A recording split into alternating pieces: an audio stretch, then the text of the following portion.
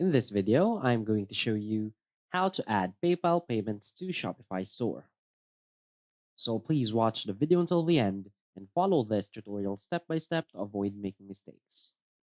So let's get started. So the first thing that you want to do is to log into your Shopify admin dashboard. So go to admin.shopify.com and log into your account. Now from here, what you want to do is to click on settings in the lower left corner of the screen. Now from here in your settings, what you want to click is payments.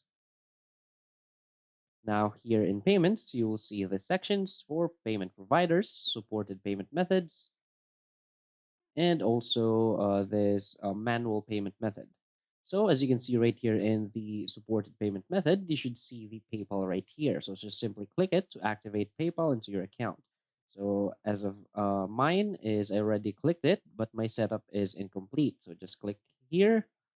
Now what you want to do is to simply activate PayPal and you will be prompted to log into your PayPal account.